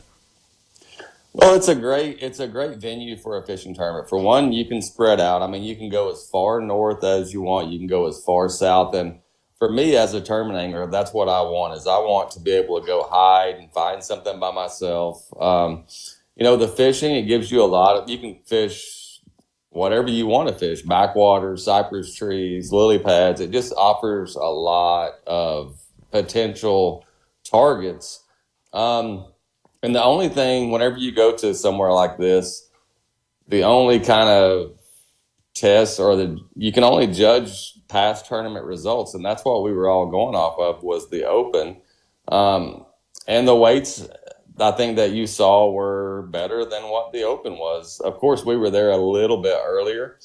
But yeah, everything was good. We had some really big fish weighed in. I caught some really nice fish, and it's a good it's just a good tournament venue. There's a lot of strategy involved when you get the locks involved, and the long runs. I know one guy that was making a 150-mile round trip run.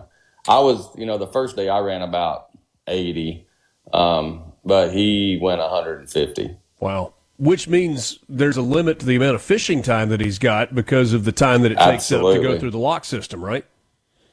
Yeah, he came to me and was asking me to do the math on if he had enough gas to get back, what RPMs he had to run.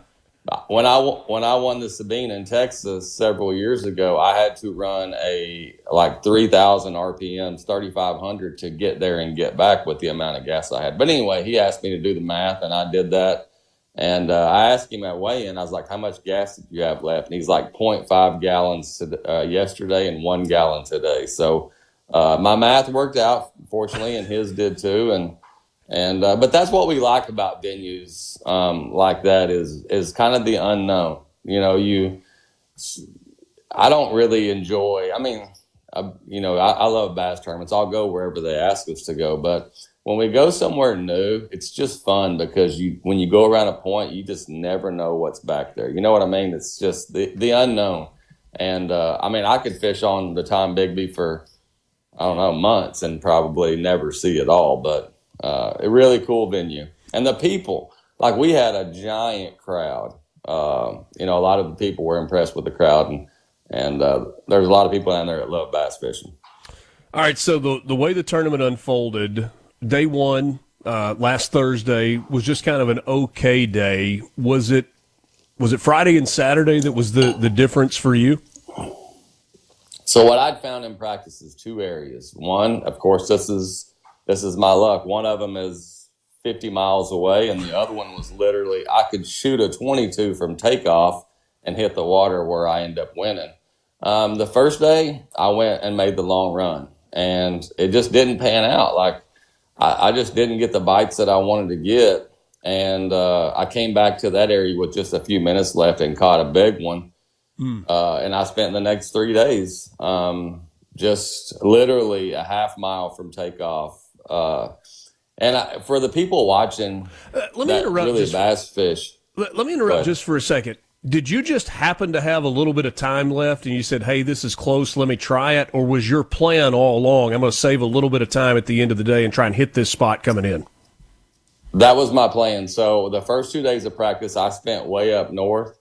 And my plan was the last day of practice, I wanted to stay in the Columbus pool to find something to be able to fish when I came out of the lock. Okay. Because when you come out of the lock, you're going to have some time, 30 minutes, 45 minutes left to fish. And I just didn't want to, just be looking then. And that's what I'd found was a place that I could run in and fish until we had to check in. And I ran in there, caught a big one, culled a couple other, my smaller keepers. And that's when I decided, I was like, hey, I'm going to start here tomorrow and instead of going way north and just see what happens. Because once you lose confidence in an area as an angler, it's kind of over with. And I had lost what confidence I had going way up. So, I started there the second day and as soon as I put the trolling motor down, I started catching them and I started catching quality fish. And with the exception of 1 hour the last day, I never left that pond.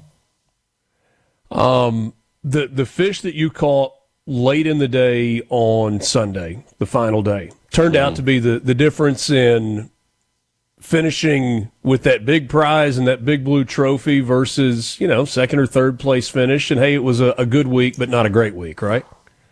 Right. So tell me about that last fish. So, like I said, when you lose confidence in an area, it's pretty much over with. You just start going through the motions. And what had happened the last day is I had started talking myself into, the area was fished out and things like that. And sometimes you just have to leave. And that's what I did about 11:30 is I left and for 30, 45 minutes, an hour. And once you get out there, you're like, man, I just left fish to go find some. I'm going back, and I just needed to leave just to kind of refresh. And when I went back in there, I fired a swim jig out across the point and caught a big one. And I didn't know it then, but that was the winning fish. How about that? And you get a home game this week, right? Lake Eufaula in your home state of Oklahoma. I'm not fishing that one. I got 2 weeks off the turkey hunt, and then we fish Arkansas River, which is close to my house. There you go. Well, you're speaking the language of a lot of folks in Mississippi when you say taking a little bit of a break to turkey hunt. I love it. Yeah, there are a lot of people that really do. Jason, congratulations. Glad to have you in Mississippi, and hope to see you back next year as well. Thank you. I'm glad to go back. No doubt. And going to have some good memories when you do. Jason Christie, winner of the Mountain Dew Bassmaster Elite Series event on the Tenn-Tom this past weekend. $100,000 richer and another trophy. Good morning from the Venable Glass. You come first for news. Fast and free. Mornings with Richard Cross on SuperTalk, Mississippi. I'm having daydreams about night things in the middle of the afternoon, and every night you make my daydreams come true.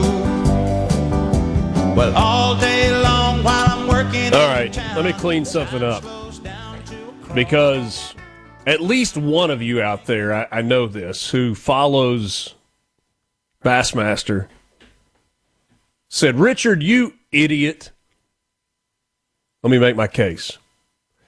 The Bassmaster Open event that is coming this weekend is on Lake Eufaula in Eufaula, Alabama. Jason Christie, the winner last week, is from Dry Creek, Oklahoma. There is a Lake Eufaula in Oklahoma. I thought that's where they were going. And so when I said to him, hey, you going to be fishing in your backyard this weekend? He's like, I'm actually taking a couple of weeks. He was too nice to correct me. So I appreciate that, I guess. Dry Creek, too. I mean, yeah, Dry Creek, Oklahoma. Yeah. Sounds like a good spot for the turkeys. Yeah. In my defense, I was so ready to use a reference to the great song Choctaw Bingo by James McMurtry, where he talks about going up to visit Uncle Slayton, who owns a quarter section up by Lake Eufaula, that I did not realize I was in the wrong state. Are you familiar with the song Choctaw Bingo, Lance? I don't know that one, I don't believe. The song itself is good. The lyrics are just sheer brilliance. I'm taking notes, man. Brilliance. It's about a family, a dysfunctional family going to a family reunion in Oklahoma where Uncle Slayton makes crystal meth. Of course. Doesn't mind the smell, but the shine don't sell. It's so good. Check it out. I've got it pulled up. I'm going to go through the lyrics. Yeah, you just read the lyrics on that, and you're going to come back to me. You're going to be like, you know what? You were right, Richard. James McMurtry and the Heartless Bastards. Trey and Vaden says Paul Thorne. Was that originally written by Paul? I don't know, Thorne? but Paul's awesome, yeah. Yeah, no doubt. I don't know. Who wrote Choctaw Bingo? I think I'm talking about the James McMurtry song. Yeah, that's James McMurtry. He's one of a kind. All right, we waded off into the weeds just a bit. You, Thomas in Greenwood, doesn't everyone's uncle make meth? Not all of them. Moonshine might be in there as well. Not all of them. Somebody says Choctaw Bingo is hilariously vivid. Yes, it is, Jason. There's also a reference to the gun that I definitely, absolutely want to add to my collection. I'm rolling through these lyrics. I don't believe we could play this one on air, but yeah. No, you probably can't. I don't know about that, but it is definitely vivid and good stuff, man. Yeah. I mean, you're talking about Holstein cows and right. Airstream trailers and meth and shine. I want a Desert Eagle. Yeah. Oh, they're awesome, yeah. You talking about a 45? 50 cal. 50, yeah. Yeah, I want a 50 cal Desert Eagle. And you talking about a rifle, yeah. No. No, you pistol? No, the pistol. Pistola. It's a big dude. I love my 45. No practical purpose whatsoever for a 50 cal Desert Eagle. Well, if you want to hunt hogs. There was one that I came across several years ago, and it was gold. Like the whole thing was gold. Felt like you were in Dubai, huh? And I did not pull the trigger on it. And the price of those guns has doubled or maybe tripled since that day that I didn't pull the trigger, no pun intended, or maybe pun actually intended. Have we got a question on the C Spire text line, 601-879-4395. Thomas does say, Dad had one back in the 90s. It is totally unpractical. I completely agree with you. Thomas, it is 100% unpractical, but they're so cool looking. We got a music knower on here. It says, great song. James McMurtry, an absolute genius. Rocky says, dang, that's 8 minutes long. Yes, it is. 8 minutes and 49 to be exact. And you cannot stop before the end because it tells a story that goes all the way through. Yeah, there's really not a whole lot of repeat on the lyrics either. I mean, it's pretty much all rolling through fresh. Yeah. Steve in Starkville said, hey, who funds that $3.7 billion education budget? Does that include local property taxes? No, Steve, it doesn't. The $3.5 billion that is going to education, that's what comes from the state. So when we talk about the per student allotment that was so a part of the school choice conversation, that's the state money that we're talking about. Now, you pay local property taxes to your city or county, and that money helps go to support your local school as well. So it's, different bucket of taxes, different bucket of money in the way that Senator Hopson described it a little while ago. So we have the legislative budget recommendations. The full conference report on the budget will come out later, but the JLBC, the Joint Legislative Budget Committee, which is composed of Delbert Hoseman, Dean Kirby, Briggs Hopson, Josh Harkins, Nicole Boyd, Rod Hickman, and Daniel Sparks on the Senate side, and Jason White, Manley Barton, John Reed, Trey Lamar, Carl Oliver, Clay DeWeese, and Bryant Clark on the House side, put out its 2027 fiscal year budget recommendations. Now, if you want to look at that spreadsheet that is 43 pages, remember these are the legislative budget recommendations. It is not the final approved budget. But you can get a really good idea of where the money is going based on the 2027 LBR. And when you start going through it, you recognize how many entities have to be funded by the state. And you can very quickly get into, man, do we need all this? And then you start looking at it and you're like, okay, well, where do you get rid of? You have an allocation for legislative operations. The legislature has to operate. Our legislators are paid. They're not paid a lot. So if you think that those who are running for office in your district, whether it be the House or the Senate, are doing this to get rich, you are mistaken. They are not doing it to get rich. Hopefully, most of them are doing it because they believe in and want to do what is best for the state of Mississippi as they represent you in Jackson. But it takes about $40 million to run the legislature. And then you get into the judiciary and justice systems within Mississippi. And the Office of the Attorney General and the staff that goes along with it and the cost that is related to trying cases and investigating and all those things, about $41 million.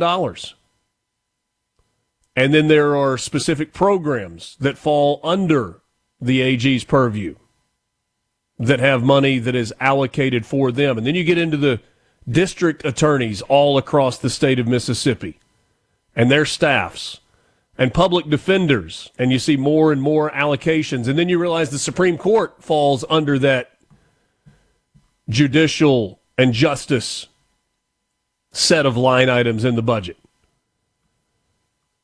And when you finish, you look at the total budget for the judiciary and the justice, and it's just a little shy of $200 million. And that's part of what has to be funded by state government. And then you've got executive administrative, and then you've got fiscal affairs, which falls, DFA, the Department of Finance Administration, falls under fiscal affairs. And so does the Department of Audit. And this is what I was getting to earlier when I mentioned you've got commissions and small agencies, and you wonder, what do they do? And this is not picking on a particular commission. It just happens to be the first one that I come to as I start scrolling through the budget. Under the Finance and Administration subheading, you have the Commission on the Status of Women. It doesn't cost a lot to run that. $47,260. But I'm curious, what does the Commission on the Status of Women do? I want to read the report. In the state of Mississippi.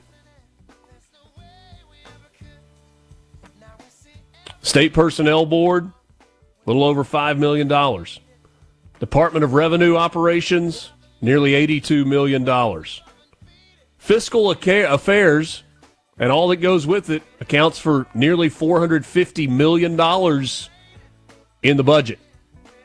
Take a time out. We're back with you after this. Mornings with Richard Cross on Super Talk, Mississippi. When we're standing at a distance, so we keep waiting on the world to change. From the Seabrook Dock. From the heart of Mississippi to the halls of Washington, D.C., this is Mornings with Richard Cross, your source for hard-hitting political insight and unfiltered truth. Now, here's more on Super Talk, Mississippi.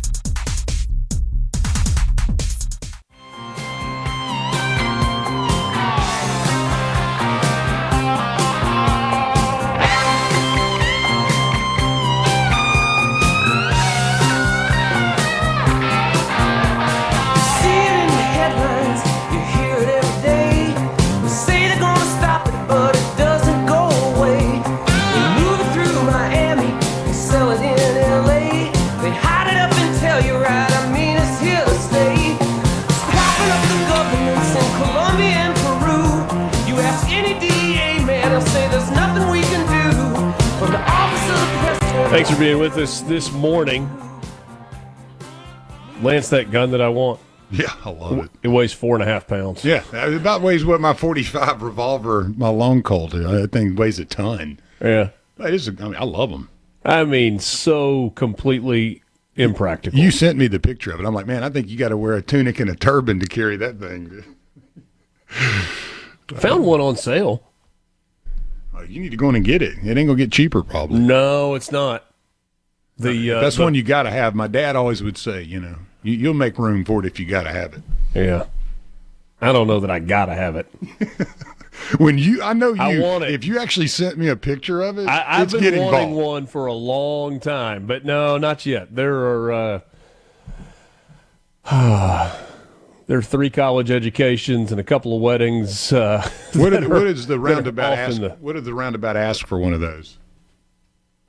I think at retail, if it's not on sale, somewhere between $3,500 and $3,800. Oh, you got that. Yeah, just take another weekend. Take sure. two games instead of one on the weekend. Oh, I wish it was that easy. You've got it locked in. Mornings with Richard Cross, Super Talk, Mississippi. About half an hour left with you. Somebody said, what gun is this that we're talking about? Somebody just joined us. Yeah. The absolute don't need it, not practical, this is the gun that I want gun is a gold titanium 50 cal Desert Eagle. Yeah, just imagine what all the guys over there in Dubai are toting around is like little trophies. That's the gun, yeah. Hunter's Hollow in Oxford had one years ago. This is the story that I was telling, and couldn't afford it, didn't need it, didn't want it, looked at it and didn't get it. And now it's about triple the price of what it was when I first looked at that, and I don't think they've had one in stock since. But anyway, good to be with y'all. Rocky and Marks tried to listen to Choctaw Bingo. Said, I made it about halfway through before coming back to you guys. I'm going to have to get some Coors Light and a back road for that one. Yeah. And the lyrics are great. Trust me. Go read it and then listen to it. Yeah. So the total budget this year for the state of Mississippi, $7,367,000,000 and some change. Maybe give me $50,000, give or take, on one side or the other of that number as to where it's going to finish. But that is only a portion of the money that the state of Mississippi operates on. You have buckets of money, as Chairman Hopson was talking about earlier this morning. You've got the general fund, which is what he described as the kind of the checking account for the state of Mississippi. You have special funds, state budget special funds that come from various areas. Sometimes that's one-time money. Sometimes it could be a lot of different things. And your state support is the combination of those two categories, the general fund and the special funds. And then you have other special funds, which primarily refers to federal money that comes in. And Lance, you were doing some digging before the break, and the truth is that the state of Mississippi, just in case we didn't know this, relies heavily on federal dollars. And just for easy math, it's about 50-50 on federal money and state money. And Mississippi has a higher reliance from a percentage of the budget standpoint than just about any other state. However, the dollar amount is significantly less. I'm just using round numbers. I'm not looking at any sheet, so I don't even know if this is accurate. But if the state of California budget, or kind of total dollars in the kitty, relies on 30 to 35% federal support, and Mississippi's between 45 and 50% in federal support, California's federal dollars may be 3 or 4 or 5 times that of what Mississippi receives, but as a percentage of the budget, it is a smaller amount.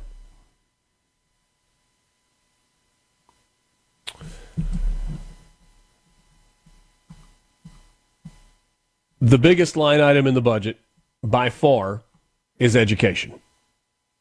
K through 12 education on its own is the biggest line item in the budget, and when you add in community colleges and IHL, which is public universities in the state, about half of the budget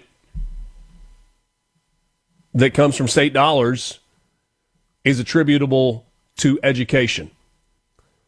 Medicaid makes up a little over $1 billion now of the budget. And then you've got the PERS piece. And the state retirement system takes a massive amount of money in terms of the state budget. So K through 12 is about $3.4 billion. Universities is a little over $900 million, and community colleges is about $350 million. So you can see very quickly that over half of that $7.37 billion budget is going to education. That's a lot easier to swallow than $1.17 billion going to Medicaid. And that's not to say that those who are on Medicaid don't deserve to be on Medicaid.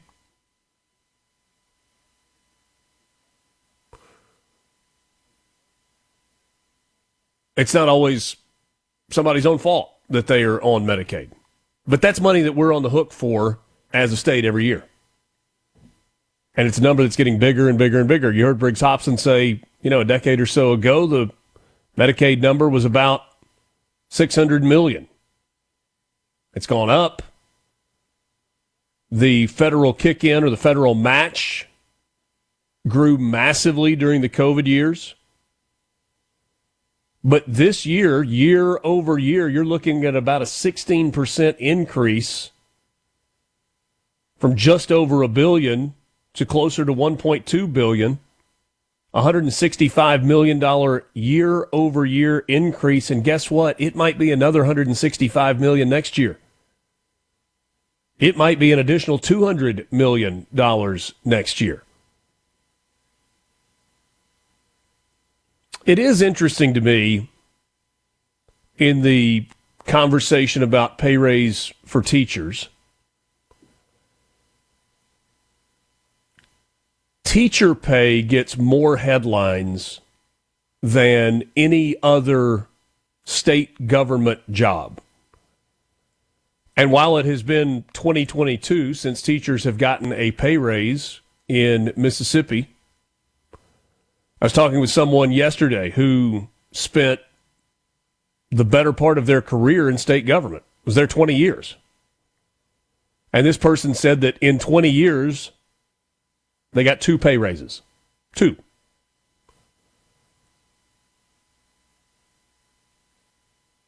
There's not in state jobs even a cost of living adjustment that automatically rolls in each year. So you can't rely on, hey, I make $50,000 working for the state, but I know that just to keep up with inflation, I'm going to get a cost of living adjustment next year of about 1.5% or 2%. That's not a lot of money, but if you can count on that year after year after year where your pay goes up 1.5% to 2% each year over the course of a decade or 15 years or 20 years, it's a significant increase from where you began. But that's not the way that it works. The legislature has to allocate money for raises for state agencies outside of their budget. There's some leeway for directors if they have room in their budget and their budget requests to build in pay raises. That happens at the university level. I was talking with the president of Mississippi State, Mark Keenum, last week, and we were talking about faculty pay, not in specific dollars, but in very general terms. And he was talking about the challenge that he has. It's a similar challenge that Glenn Boyce has.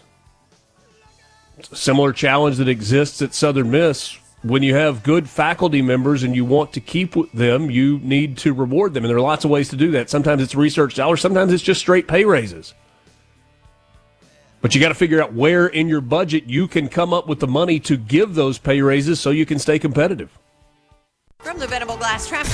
From the heart of Mississippi to the halls of Washington, D.C., this is Mornings with Richard Cross, your source for hard-hitting political insight and unfiltered truth. Now, here's more on Super Talk Mississippi.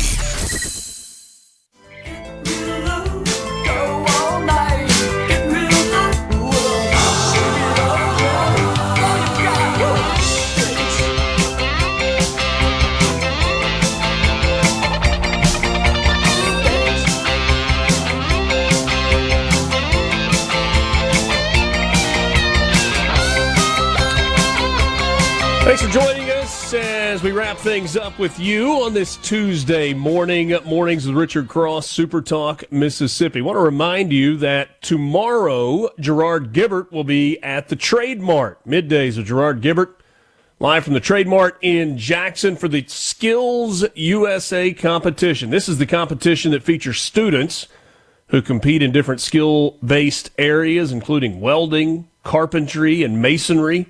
This event is hosted by Build Mississippi. For more information, go to their website, buildmississippi.com. Lance, from time to time in our conversations, underwater welders come up. Ooh, yeah. You know those guys that they go down and work under on the base of the oil rigs? Yes, sir. What if we could add underwater welding to the Skills USA competition? Like have a big dunk tank? Yeah. Put on the nice scuba gear, get down there and weld. I mean, that'd have to be, some type of skills challenge that would draw a crowd, I would imagine. Yeah, it would. A little Harry Houdini action with a welding tool. We would want to stream that. Yeah. Oh, I would. We would have to have the rights for that, definitely. Yeah. I want to make JT proud, so we'll do this. A Mississippian is among the final 14 on American Idol, as a big twist was revealed at the end of last night's episode. During the opening hour of Monday's Songs of Faith episode, the first live episode of season 24, Daniel Stallworth was announced as part of the top 14, advancing from the top 20. The 27-year-old Moss Point native received enough fan votes after his March 17th performance of Judge Lionel Richie's All Night Long to survive the first round of planned eliminations. Fans were tasked with sending 2 more contestants home in real time. Stallworth made his case singing Brighter Days. He again impressed with another energetic performance. Carrie Underwood is the newest of the judges. She's in her second season after replacing Katy Perry. She predicted Stallworth's showing would be enough to stave off elimination.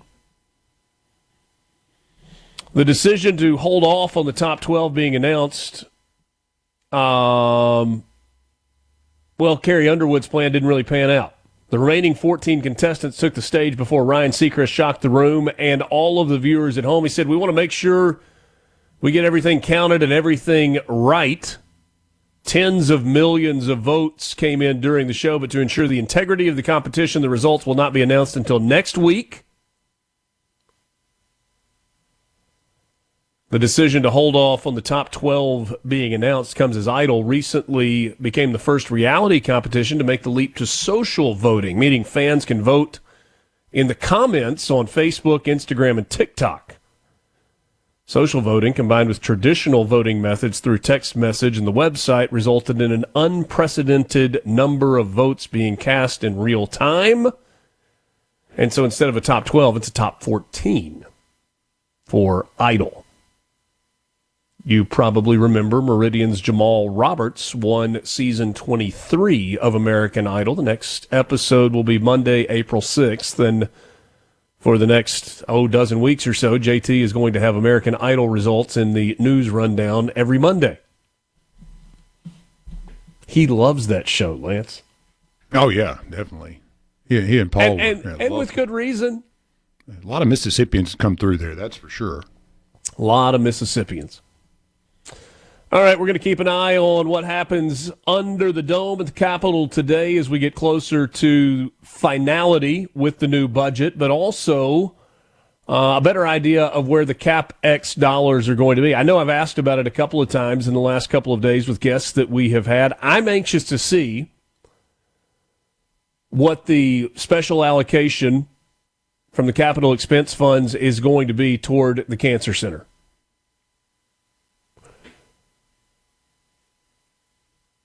In terms of medical facilities, we've got lots of needs in Mississippi, right?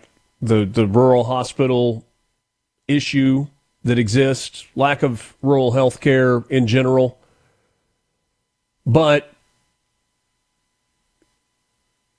the cancer outcomes in Mississippi are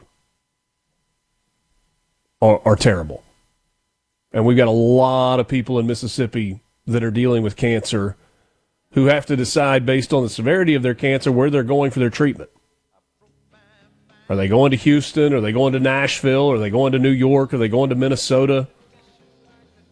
Well, this would put an option on the board that would be incredible for Mississippians, especially if we get that NIH designation as a major cancer center. Only, 73, 78 of those in the entire country. They're not just dreaming at UMMC. They are dreaming big. And when you have big dreams in the medical field, it costs a lot of money. $250 to $300 million, the expected cost to do the cancer center the right way. About $100 million has been raised privately so far. We'll see what the state ultimately decides to kick in on this project. Thanks for being with us on this Tuesday. For Lance, I'm Richard. Hope you have a terrific day. We'll talk to you tomorrow morning. A SuperTalk Mississippi media production.